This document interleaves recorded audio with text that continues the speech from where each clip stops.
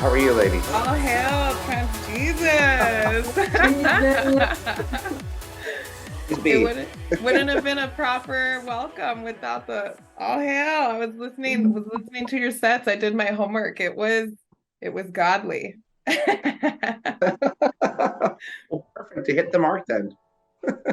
Yes, yes. It was a very pleasant homework. I was also accompanied by some actual homework too. So perfect study music. Great. Nothing better to pass the time when you're working than with some good music.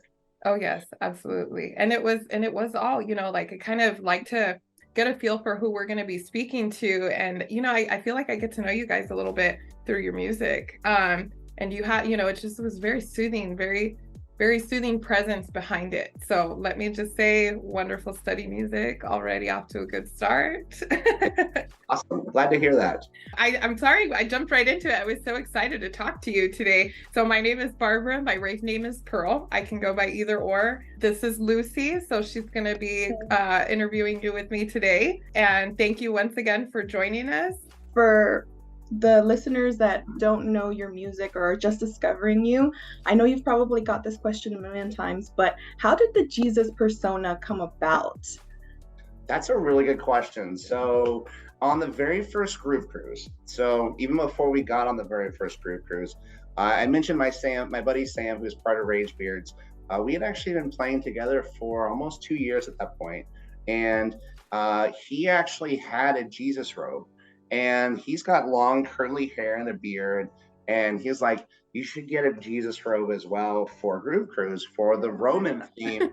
The Roman theme night, and so we did, and from that point in time, we were the Jesus twins. People would see us together roaming about the boat, and we both have our robe on. And so sadly, he didn't go on any other Groove Cruises up until this point. He essentially said, "Yeah, I'm giving you my blessing to continue to wear the robe as Jesus." And a lot of people on Groove Cruise, call me Jesus, trans Jesus, and so it just kind of stuck. And that's really how that persona was born. Really was on that first Groove Cruise. He was given God's blessing. He was given God's blessing. My favorite story. I'm gonna keep this story PG. But my favorite story from that very first cruise was inside the atrium is essentially 3 stories. And there was someone that was sitting at the bar at the first story, and they were not sober. They had done more than drink alcohol. And I was just standing up on the balcony, and there happened to be a spotlight right above my head. And I'd run into this individual later on, and they thought they had died and gone to heaven because they saw just up on the balcony. I can see that. That was pretty funny. What's your favorite BPM range, and how often do you try to put that in your creations? So I always tell people that I love 138 BPM uplifting trance. It's kind of my first love, and that takes me back to the late 90s when I actually heard it for the first time. But over the last 2 years, I've really worked to evolve that persona that I only play faster music, because that's kind of gotten me in trouble in trying to find some bookings over the last 5 years where that has personified with certain promoters that I only play that faster music. But really, I love music all over the spectrum in a lot of different genres, which I'll get into in a little bit. But in 2023, I've actually strived to play more music in that kind of slower 120 to 126 range, really, than I have in my last 8 years of DJing. And with melodic house and techno really taking off and really being in the forefront, I felt like it's been a natural shift that still keeps me feeling that melodic music, the way the melodic music makes me feel, but also kind of in a more BPM realm that a lot of people are listening to with things like house music these days. That's awesome. That's how we worship you, through dance. Yes, exactly. That's a great way to worship, or just to really connect is through music. That's been a big mantra of mine for a long time. Yeah, and music is, it's the great, I feel like not a fix-all, but music is amazing. I don't know if you knew this, but transrhythmicity helps people's mental health. It helps us be more positive. And based on an article by Science Direct, trance has been credited with helping manage various levels of anxiety, OCD, and depression. So, did this affect your music in any way? If not, well, now that you have this knowledge, will it affect any future projects? I think looking at music from a very therapeutic perspective, I am definitely aware of a lot of the psychological and scientific proof that is really involved to back that up. Personally, for me, I've always been a believer that being around people and being around them while you're enjoying music and that shared setting and connecting to each other is therapeutic of its own, and it's healing. And I've actually seen that in a lot of people's lives where if they hadn't connected to music, they may have been in a worse spot than they were today, or potentially even maybe not even be around. And I even look at things like COVID. COVID was, Yeah. for a lot of people, if they didn't have that outlet of music to connect to other people, it would have been detrimental to them. So, in thinking about how we all connect through music, I've been a really big believer that that construct of connecting and going to events is almost like its own form of church.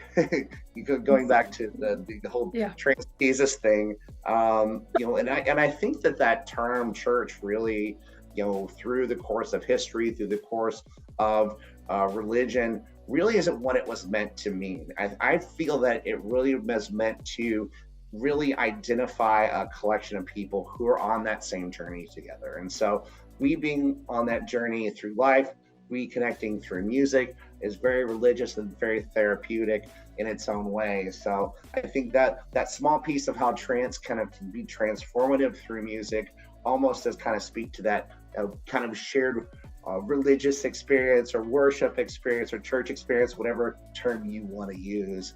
I think it all at the end of the day has that same meaning. I'm 100% with you on that. So I don't go to a traditional church, but I say that I worship when I go to an event. That is my place of worship. So I'm 100% with you on that. It's the collective effervescence of being in a crowd of people sharing, this wonderful moment with these strangers who you actually end up connecting with in a much deeper level than you ever anticipate. I have collected so many friends from events that are, more like family, right? Like you just, there's this instant connection. You're like on the same vibrational level, and it's unmatched. So I'm 100% with you on that. It is church to me. Which other festival, excluding Groove Cruise and Dream State, would you want to headline, and why? So you spelled out two of my favorite festivals. So that makes me think a little bit of, what are some other really big festivals that I've had the chance to attend. And one of them I think definitely would be Tomorrowland.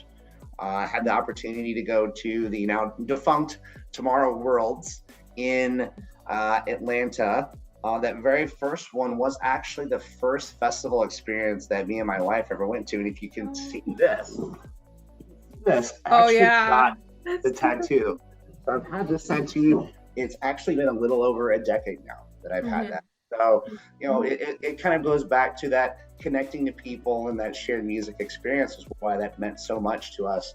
But now that Tomorrow World is no longer around, and we did have the opportunity to attend that festival in 2019, the one stage that always stuck out to me watching those festivals every year since the mid 2010s was the Freedom Stage. And for anyone that's familiar with certain club venues in the US, if you've ever been to Academy LA, where you've got the LED lights kind of over the ceiling, that's that same kind of experience. It's where you're taking the whole club experience. You've got the music, you've got the people, but just kind of the visuals really add a whole new dimension of that whole experience. And I would love to go and actually experience that venue. However, when we went in 2019, they were having record heat, and it was the second weekend. The first weekend, it was in the 70s. Ours was in the 90s. Oh, no. very first day of the festival, the AC was running so hot that it actually made the ceiling collapse. So I never had the opportunity to experience that venue. So that was the one heartbreaking experience from going to Tomorrowland in 2019. Hopefully someday I get the chance to go back. My wife has actually said that she may not ever go back unless I'm playing. So, ooh, that's motivation. it is motivation. We're gonna Yes. manifest that for you, and we're gonna manifest some guest list passes for our team. Yes, no. Yes. So speaking of your wife, Jen, she has been DJing with you, right? Yes. Do you see yourselves becoming a duo or as two separate DJs later down the line? So currently, if I think about collaborating with my wife, we always joke that we already have 3 great collaborations together, and those are our boys. But right now, I currently have a multitude of different projects, probably 4 of them. So, I've got my Chris Blackburn project, which is kind of multi-genre. There's no rules in terms of what music I'm playing. There's Trance Jesus, obviously the trance project. I've got Rage Beards with my friend Sam, who is actually in the Netherlands right now at ADE with his wife, as they perform as Tequila and Water is their duo name.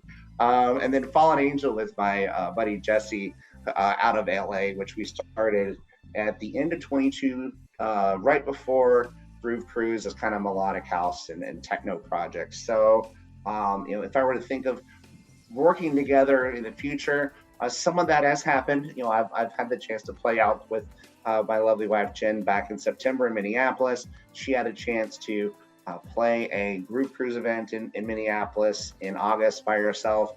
And so, we started our own Chris and Jen project. So I guess that makes number 5. So why not add another one to the belt of different music projects that I'm a part of? We'll keep an eye out. I want to check. I want to check the wifey out too. Let's see what she's about. We do have a set on SoundCloud. Shameless self promotion. So. Oh yeah, go ahead. Drop it. What's the SoundCloud? It's Chris Blackburn Official. Okay. She is very adamant that she doesn't want to be a DJ, but she loves it.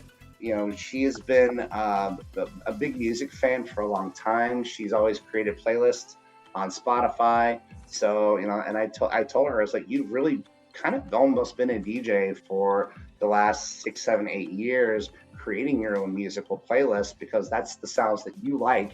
And she already has that experience. It's for a lot of new DJs, that's usually the hardest thing, is trying to figure out what music to download, but she is actively listening to music all the time. So it's nothing new for her.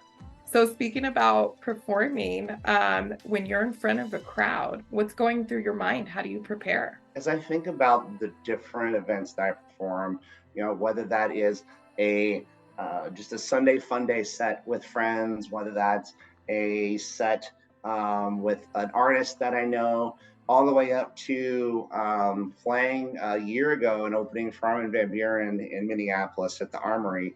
The thing that really goes through my head is, I don't want to spend my set, because I did this in my early DJ years, with my face in front of the screen, just kind of scrolling through tracks, not having any idea of what type of experience I want to present to the crowd. In my mind, I think a great DJ is there to really engage with the crowd, not the gear. Yeah. So having an idea of what journey you want to take them on as part of that magic is what really goes into a set. There may be times where you get up on stage, the vibe of that event makes you feel like you're not really feeling the tracks that you prepared. And so sometimes that does take you on a different journey. You have to adapt on the fly, which can take your energy away from the crowd. But being able to give them that journey, I think at the end of the day, is really that key. That's why you see so many music lovers going out to shows and spending money, is they really want to have that experience. And so I feel that's my quarter's worth of feedback on being prepared for any experience that you go into, is you're doing it for that crowd that's there. So what kind of goals do you set for yourself to continue to feel successful? So really, success is really an interesting word that at least I have in my own mind and my own vocabulary. And I look at success as not only necessarily just trying to stay grounded to music, especially in this industry, but also being mindful of how it's evolving, as I just mentioned, and trying to play more melodic house and techno music because each year it changes.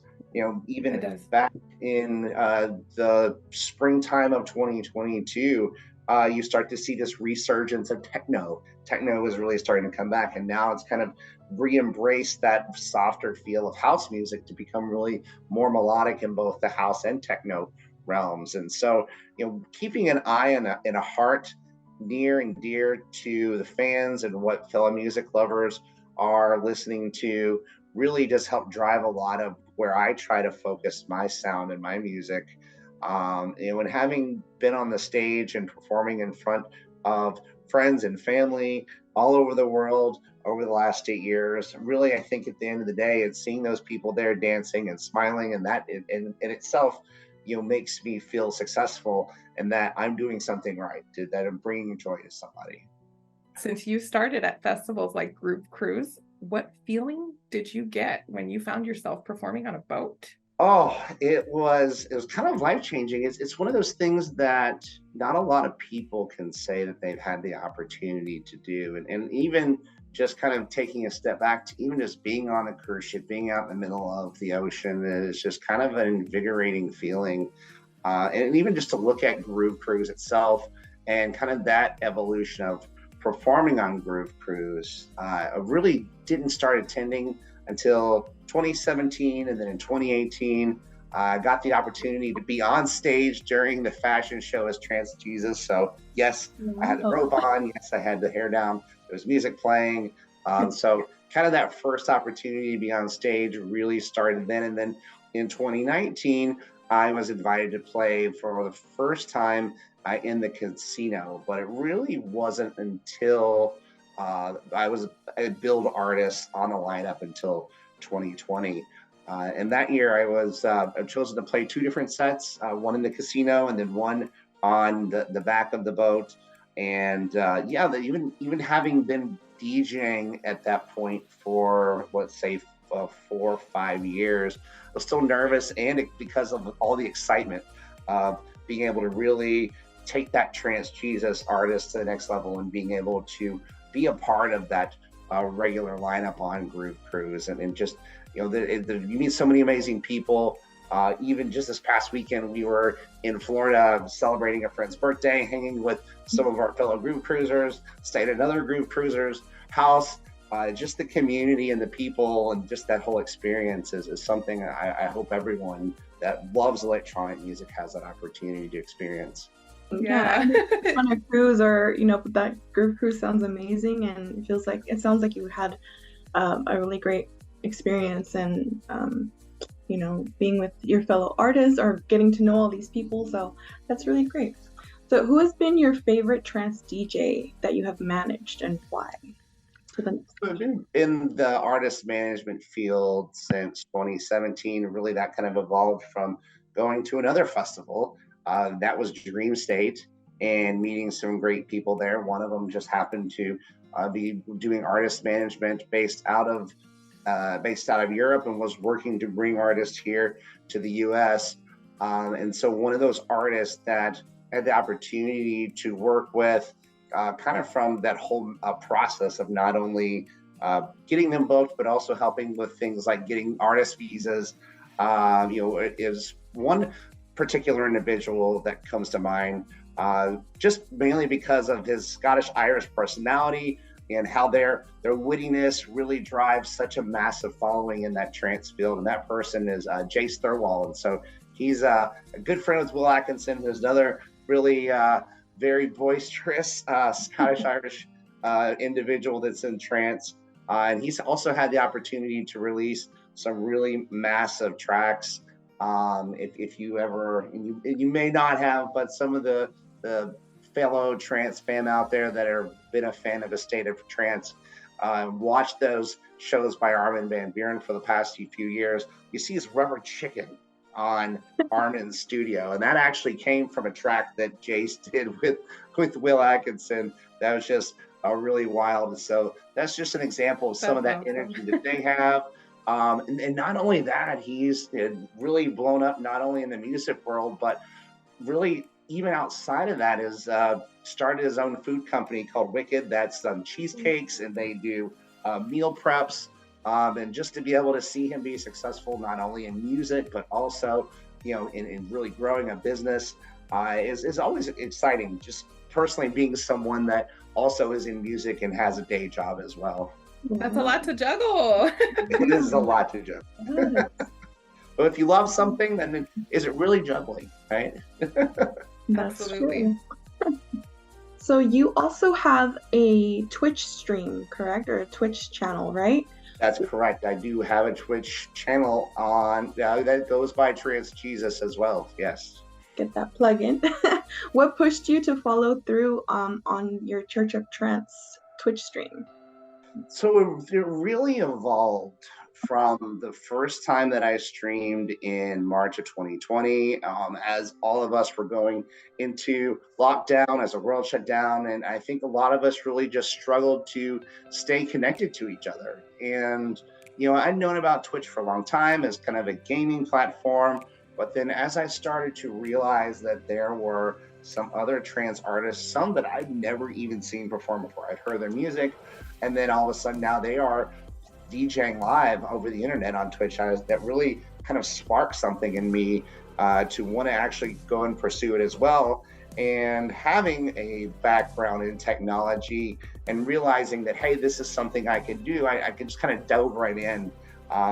It did take about 3 or 4 different evolutions of having the right computer set up, having the right light set up, having the right camera, being positioned in the right place in my house to finally get into a really good rhythm.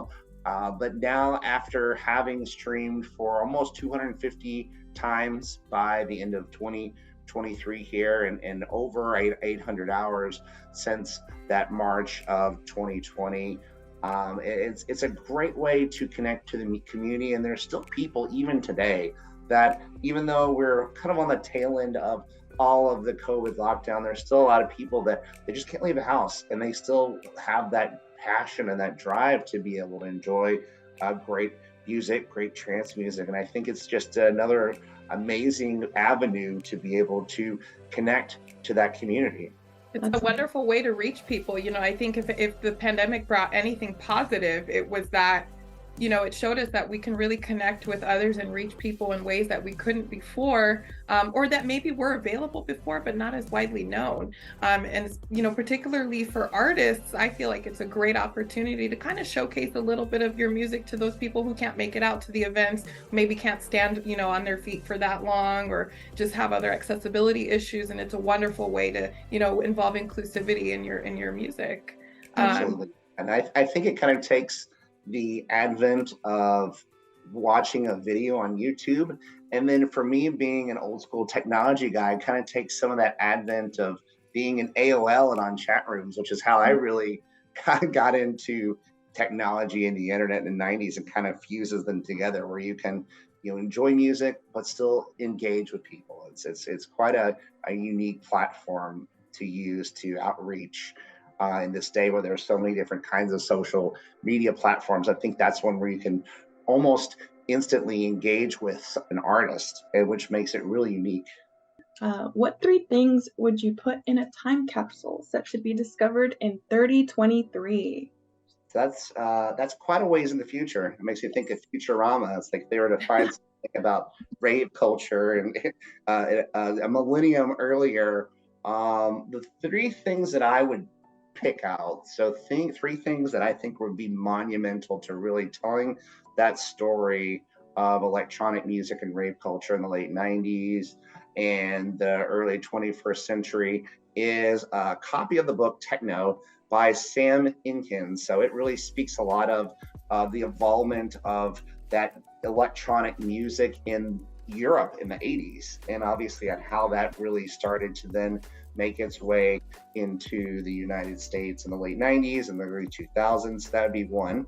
Another one would be a copy of EDC 2013 Under the Electric Sky. So I don't know if either of you had a chance to watch it, but Oh yeah. for someone that had never gone to EDC, I actually didn't go the first time until 2016, but I had seen live streams of EDC. I had seen this movie, and I think that really spelled a lot for what that whole experience meant for not only people that went, but really encouraging those that had never had the opportunity to have that shared music experience with others, get immersed into. So I think that would be the second thing.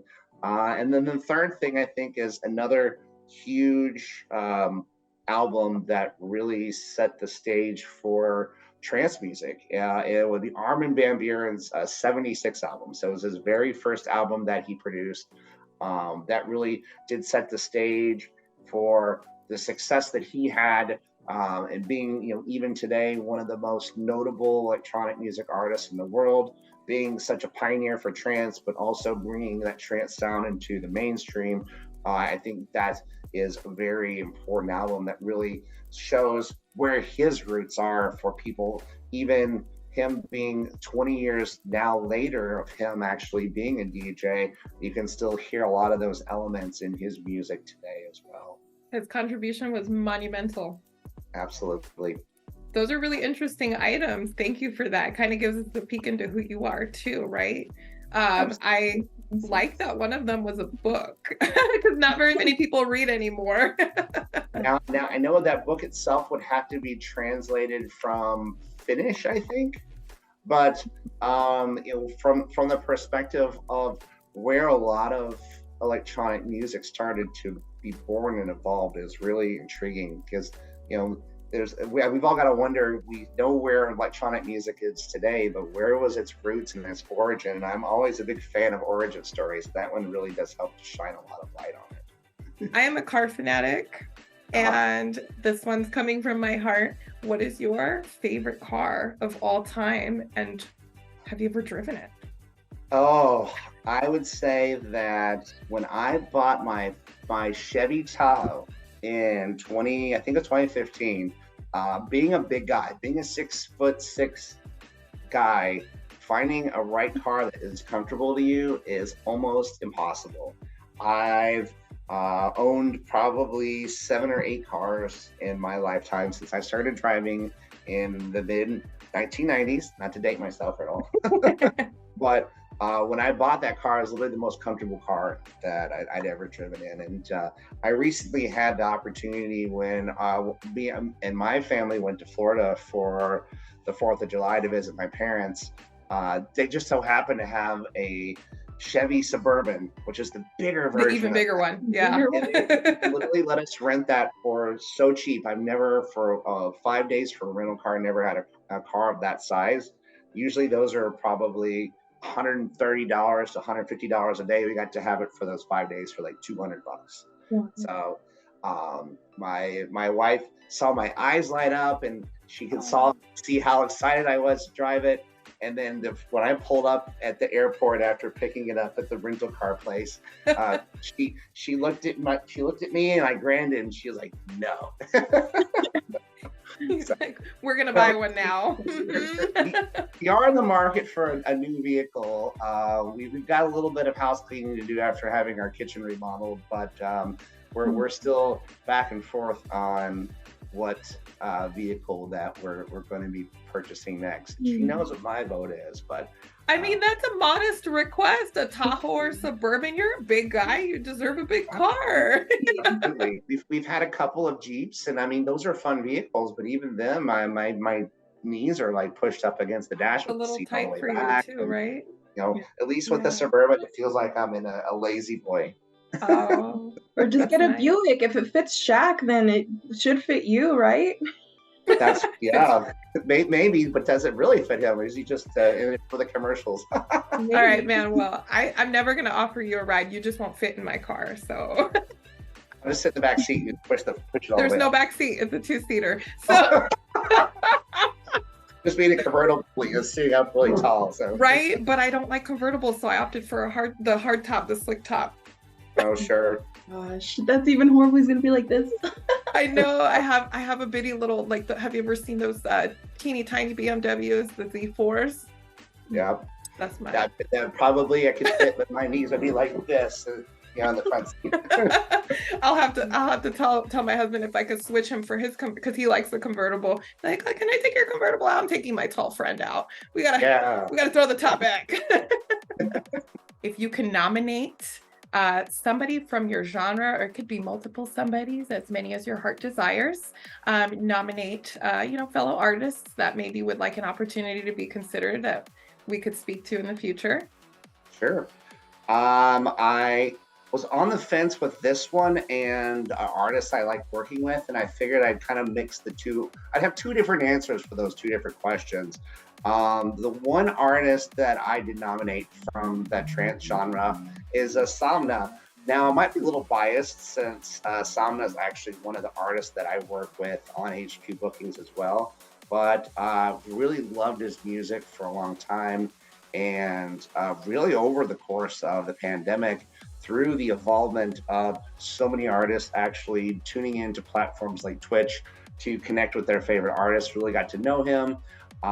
Started there just listening to his music online, interacting with him, being a part of his community, getting to know him really well, actually having him out to Minneapolis, not only once, but also coming up twice here in a couple weeks. I'll have him back to Minneapolis for a show there. But he's such a great guy, genuine guy. He's been in the music industry for quite a long time. He's evolved with the times. His sound is unique. He's got lots of different facets to his sound, from both kind of that soothing melodic to all the way up to hardstyle, which was one of his first aliases, his roadie style. So if there was the one person to pick, just from the personality, music, and just overall great guy, it definitely is Samna. I'm excited to do my homework on that one. And you said hardstyle. That's right up my alley there. Right, yeah, he's done everything from the slower to the really fast electronic music. I think you really enjoy some of his music. So if you won an award, would you be willing to mentor or give advice to fellow nominees, or how would you go about that?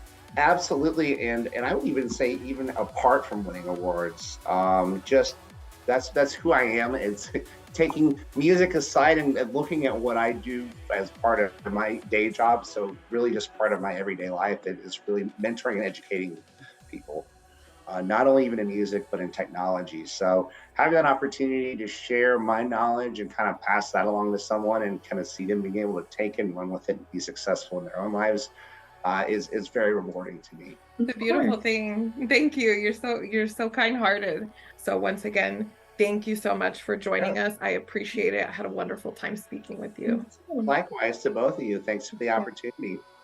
Thank you so much, Chris. Good night. Thank you. All right. Take care. One more for the way out. All hail. Be blessed. Good night.